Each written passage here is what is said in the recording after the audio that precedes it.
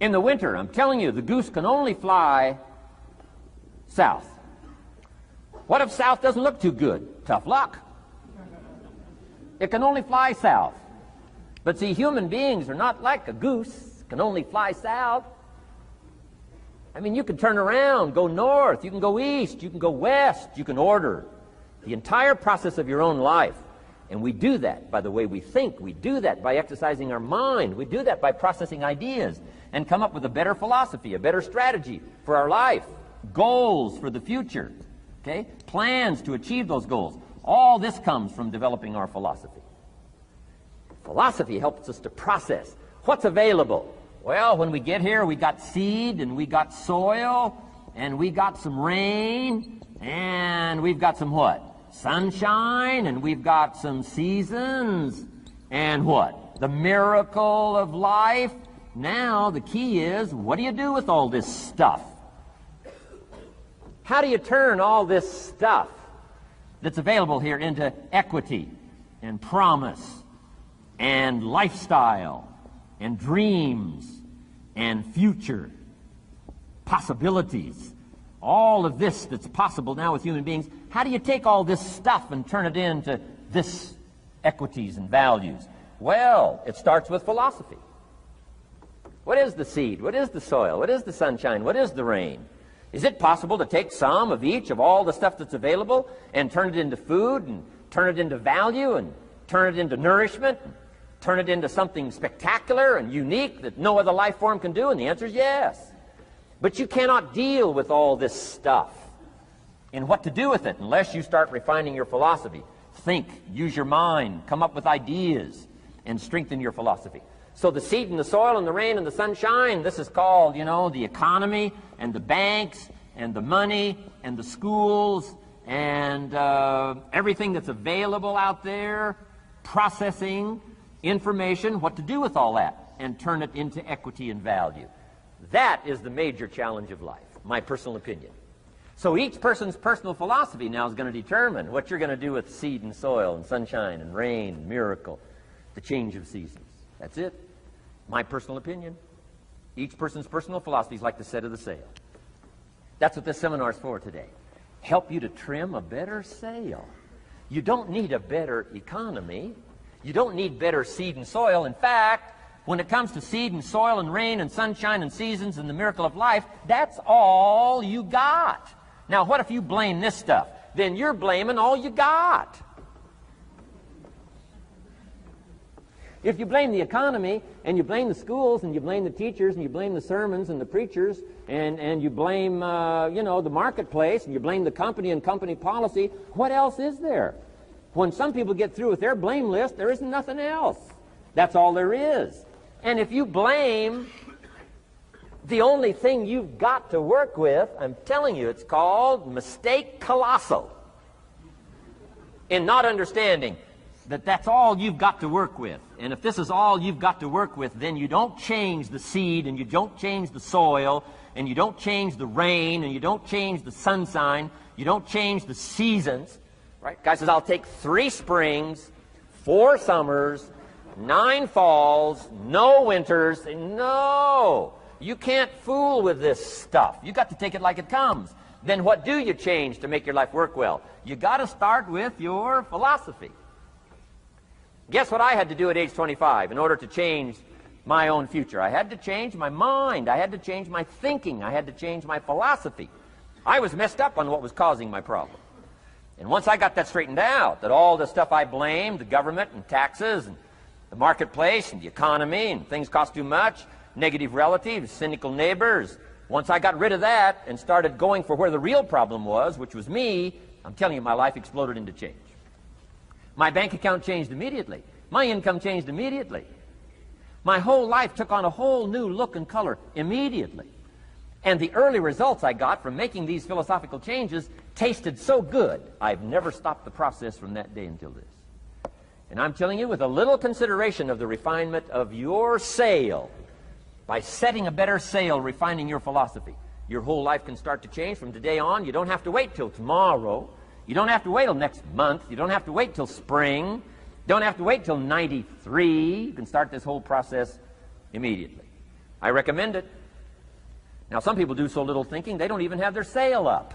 I mean, you can imagine where they're going to wind up at the end of this week, at the end of this month, at the end of this year. Now's the chance to change, process all this information. So number one is philosophy. Okay. And we dealt with all that, where we get ideas from personal experience, from other people's experiences. I don't want to get into all those details because we covered that the last time I was here. But philosophy, that's number one, my personal opinion. Each person's personal philosophy. Here's the definition of success and failure. Just make this note. Here's failure. A few errors in judgment. Repeated every day. Now, you can automatically assume, Mr. Rohn, I say, I can understand that. A few errors in judgment repeated every day. For 6 years?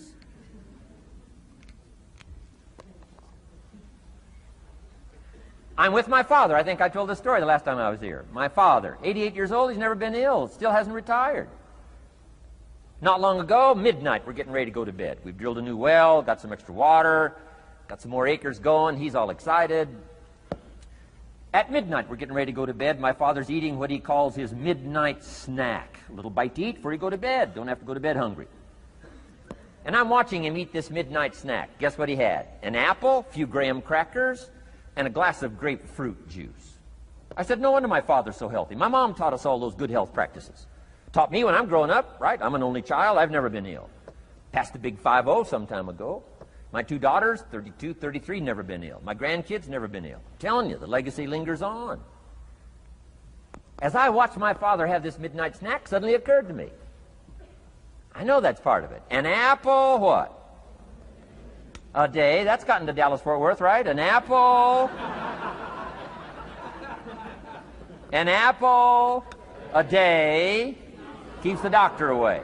Good question for this intelligent audience. What if that's true?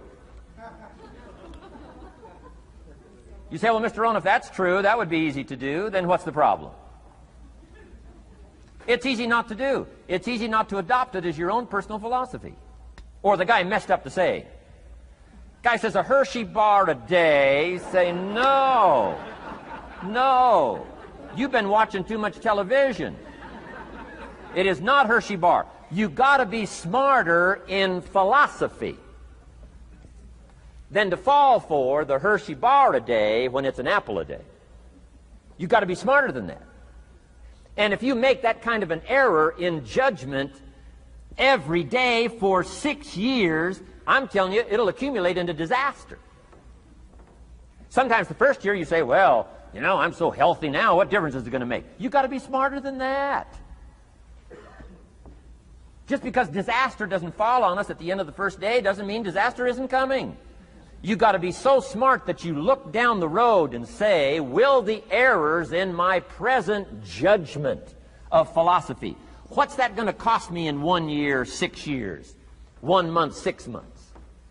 I'm telling you the money cost and the health cost and the success cost is too gigantic if you'll look down the road a little ways and say, are there errors in my current judgment like an apple versus a Hershey bar? Is that just a good illustration of some of the rest of my errors in judgment? If it is, that's where I found myself at age 25. I started working when I was 19.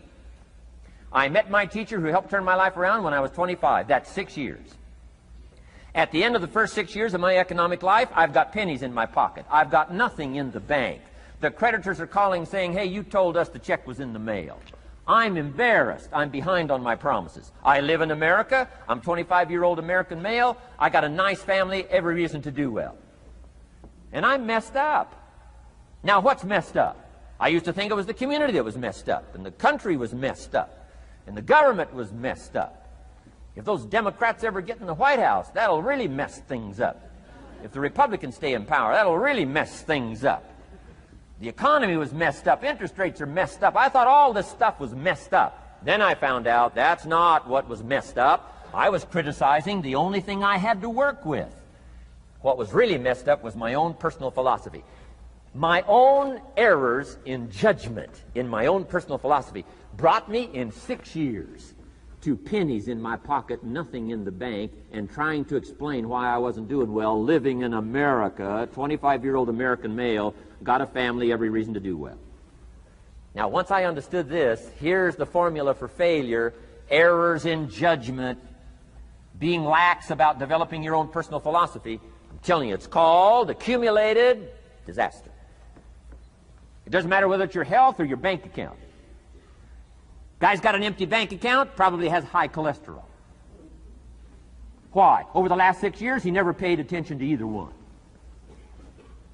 And it doesn't matter whether it's a dollar, or whether it's your money, or whether it's your cholesterol count. All you got to do is commit the errors, and just because disaster doesn't fall on you at the end of the first day that you don't eat an apple. You say, well, I didn't eat an apple today, and tonight I'm not ill. Well, you got to be brighter than that. Someday you got to leave first grade. The reason we make those first grade desks so small so they won't fit at age 25. I mean, right? You don't belong here anymore. Come on. Now let me give you the secret to success. The formula for failure: a few errors in judgment repeated every day for 1 month starts the weakness, starts the disaster process. You can imagine what happens in 6 years. Now here's the formula for success: a few simple disciplines practiced every day. And you've started a whole new process called a whole new life. A few simple disciplines practiced every day. And if you decide today to go for the apple instead of the Hershey bar, I'm telling you, you have begun the process of turning your life around. And if you keep up that process, not only with your health habits, but with your money habits and with your communication habits, with your sales habits and management habits and every other habit that you've got, if you'll start that process, eliminate the errors and replace it with disciplines practiced, I'm telling you, you can start this process of life change immediately. After today, you don't ever have to be the same again. Only by choice. You don't have to walk out of here the same as you walked in today. Only by choice. You can start a whole new process. And you say, well, Mr. Rohn, is it that simple? Yes, it's that simple. Where else would you start but with an apple? You don't have to start with something staggering. What if you should be walking around the block for your good health and you don't? What'll that do in 6 years? I'm telling you, the word is disaster.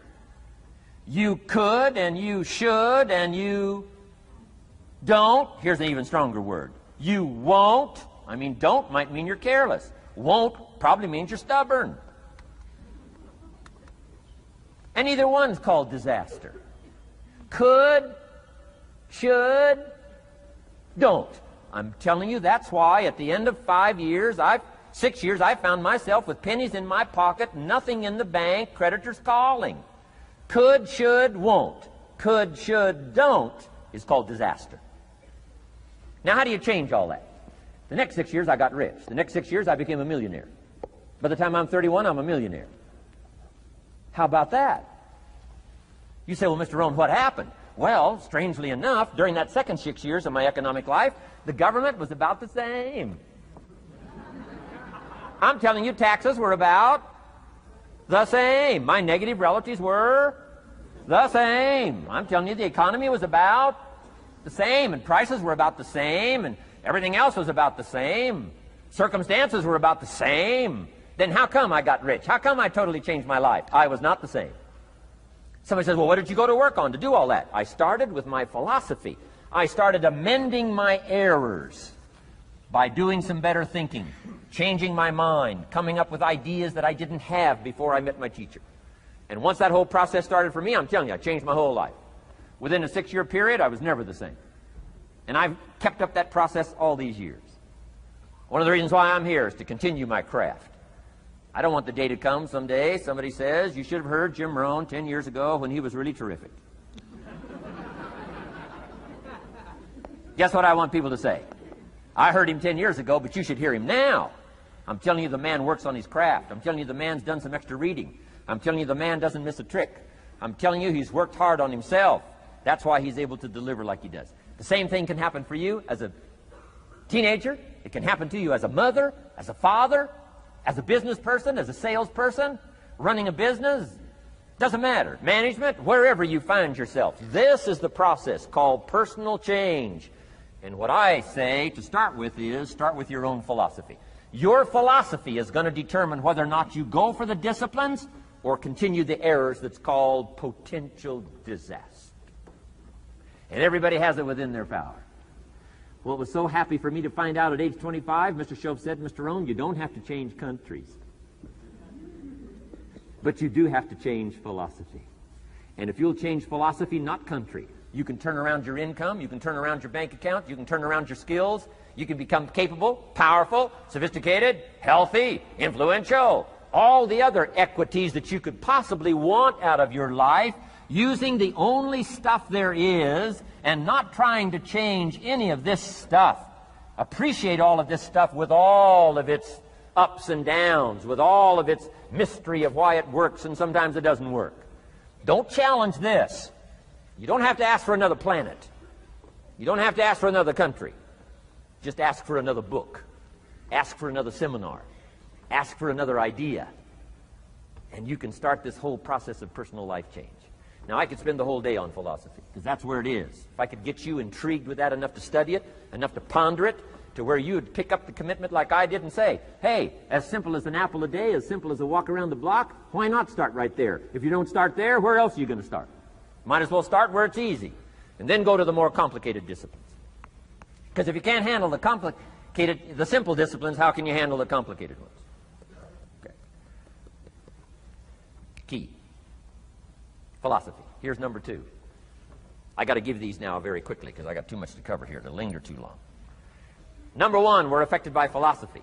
First major of the 5 major pieces. Number 2 is attitude. We're affected by how we feel. First, we're affected by what we know and the decisions we make. Second, we're affected by attitude, how we feel.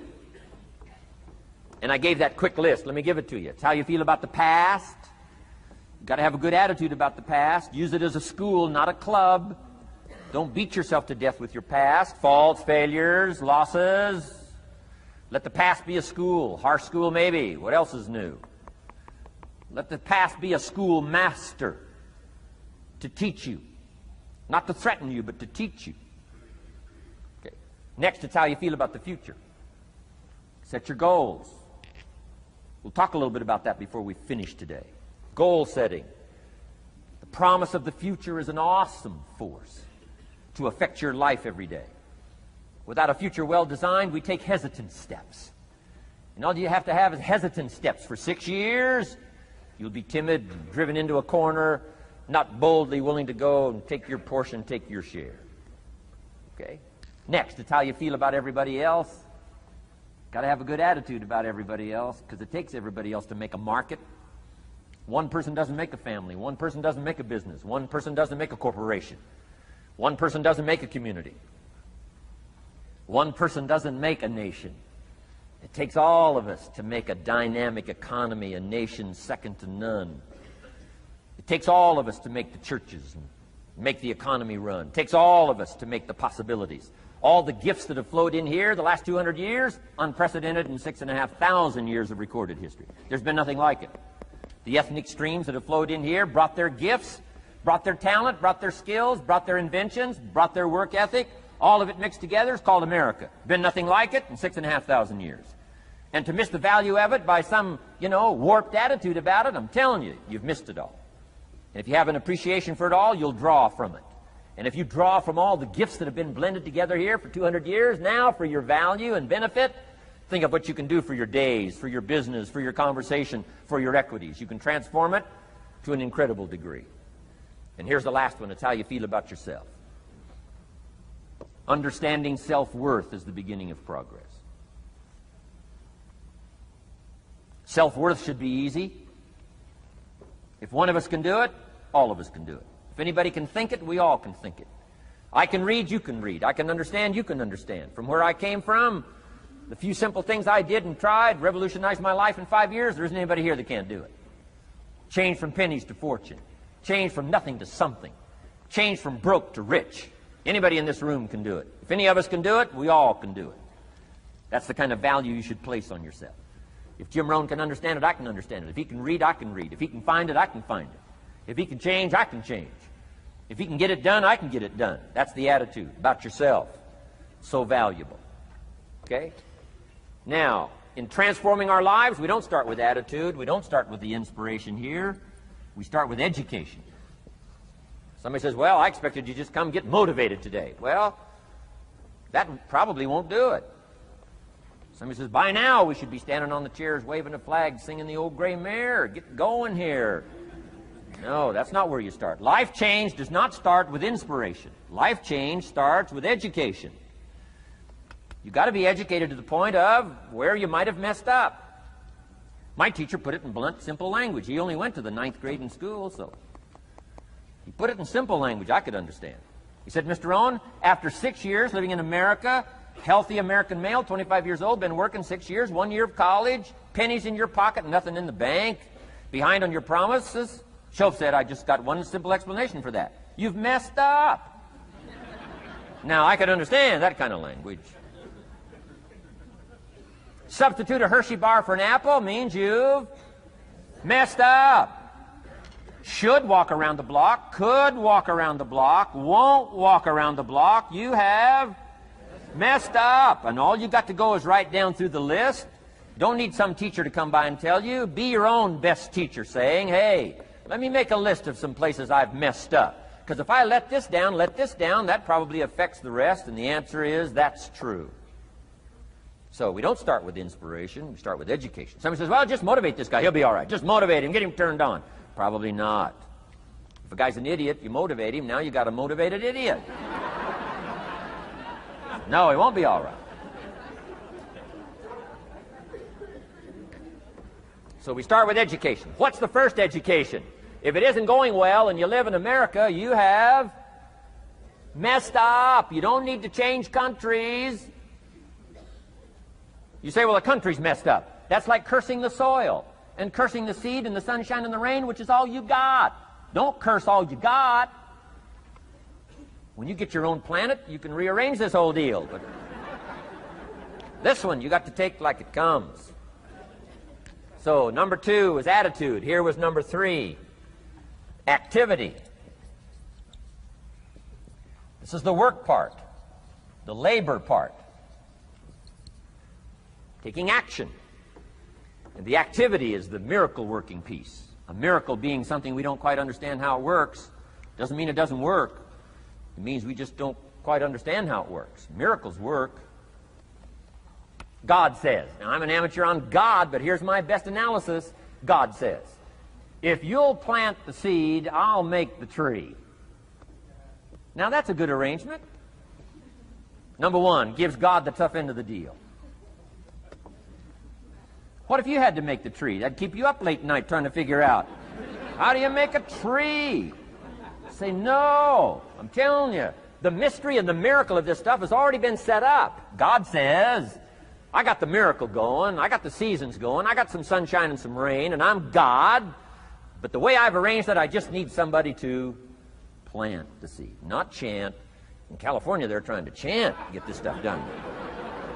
Forget this California stuff. You don't have to rub a crystal and sleep under a pyramid. This stuff's too easy. Getting rich is too easy. Changing your life is too easy. Forget all that. Right? Massive bombard, affirmation, forget all that. My opinion. Ocean waves and seagulls, come on, this stuff's too simple. Just simple, easy stuff. But if you neglect it, that's how it piles up year after year. But if you're willing to straighten it out. And here's one of the keys. It's called activity. It's called disciplines. Turning wisdom from your philosophy and inspiration, the strengthening of attitude and faith and courage, commitment, and all this stuff that comes from attitude. If you're willing to take these 2 qualities, philosophy and attitude, and invest it into activity, you can have a miracle. Anything short of that, no miracle. Wisdom doesn't perform a miracle. Attitude doesn't perform a miracle. The only thing that performs a miracle of increase called equity is called putting wisdom and attitude into discipline, into labor. And this labor now can perform a miracle. And here's the two parts to the labor. One, do what you can. Number two, do the best you can. Can't give you better advice than that. Number one, do what you can. You just got to go home and make a list after today. And here's the question to ask as you make this personal list. What am I not doing that would be easy to do? That could greatly change my health, my wealth? What am I not doing I'm neglecting that would be easy to do? Just go home and answer that question personally. You don't have to put the answers on a public bulletin board. This is just all personal stuff. From the walk around the block to the apple to what to do with your money, which we're going to cover today. What does a child do with a dollar? We're going to cover that today. Errors in judgment, disaster. Few simple disciplines, wealth beyond imagination. And if you'll pick up the activity part, the miracle working part, plant the seed part, take care of your part. The soil will take care of its part, and the seed will take care of its part. The seasons will take care of their part. The miracle will take care of its part. If you'll take care of your part, called putting it into activity, action. Works miracles. 2,000 years ago, on April 13th, one of Jesus' disciples. Now again, I'm an amateur on the Bible, but best as I can remember it, one of Jesus' disciples said to Jesus, "It's time to pay our taxes and we don't have any money." That's how come I know it was about April 13th.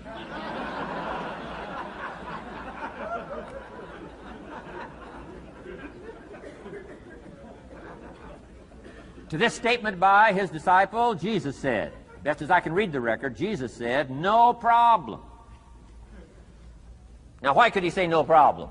Well, word has it, he was a miracle worker.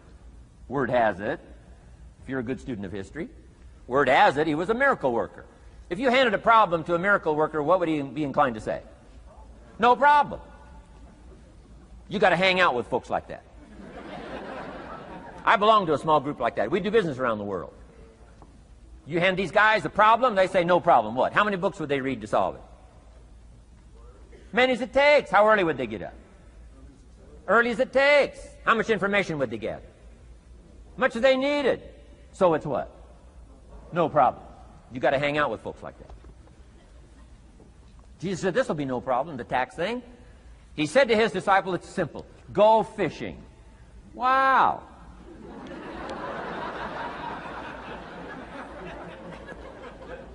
Now that was easy for this particular disciple. His name was Peter. And Peter was a fisherman. How clever. How clever. But here's the real problem. If you should fish, and you could fish, and you don't fish, you got no miracle. You could change, you should change, you won't change. That's called accumulated disaster. In 6 years, you'll be explaining instead of celebrating. Having some ragged list like I had, reasons for not doing well, pennies in my pocket. Could, should, don't, disaster. And if you'll just start the process of change, could, should, and will, you can start this whole process. And if you will, then put it into action. The miracle belongs to you. Jesus said to his disciple, it'll be simple. Go fishing, and the first fish you catch, look in his mouth. Peter said, okay. He was used to strange things happening in this relationship. Peter goes fishing, catches the first fish, looks in his mouth. Guess what's in the fish's mouth? Coins.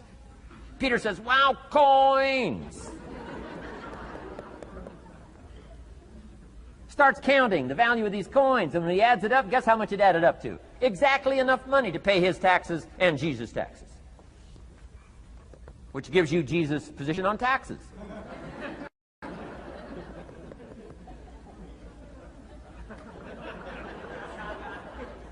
Okay. Now we call that what? A miracle. Only because we don't quite understand how it works. It doesn't mean it doesn't work. It simply means we don't quite understand how it works. But here's how you get a miracle going for your life. Number one, do what you can. Get a list of the stuff you could do and you haven't done, postpone, and start cleaning that up. You can't start at a better place for personal change. That'll affect your bank account, affect your future, affect your income, affect everything. You can't start a better life change process than cleaning up what you should be doing. The man says, well, my mother lives down in Florida. Should have written her 6 months ago. I just can't seem to get that letter written. I'm asking you to get that letter written, clean that up, and don't walk like other people walk. Don't postpone like other people postpone. You say, well, is it as simple as writing a letter? And the answer is yes. Where else would you start for life change, personal change? You don't need a pink package to fall out of the sky. You don't need massive bombard, pre-conscious, subconscious. Practice channeling, find a 2,000-year-old guru. I mean, you don't need any of that stuff. Pass on all that. Kids are afraid of that stuff. Too much of it, you'll be out on a limb with Shirley. I mean, don't pass on all that stuff. This stuff's too easy. This stuff's too simple. It's called take action, number one, on neglect, on errors, in discipline. Number two, start setting up some disciplines. And if you'll do that, you'll perform a miracle. Now, here's the second part of the miracle. Number one is do what you can. Here's number two, do the best you can. If that's not your philosophy, I would ask you to amend it. Let me give you the best of ancient script. Here's what it says. Whatever your hands find to do, do it with all your might, do it with all your strength, and do it with all your power. What a good philosophy. That kind of philosophy will revolutionize your life if you haven't picked it up lately. Guy slips in late, company doesn't seem to mind, slips out early, first one in the parking lot, heading for happy hour.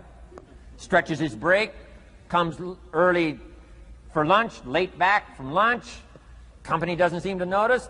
Guy says, best as I can calculate, I'm putting in about a half a day's work and I'm collecting a full day's pay.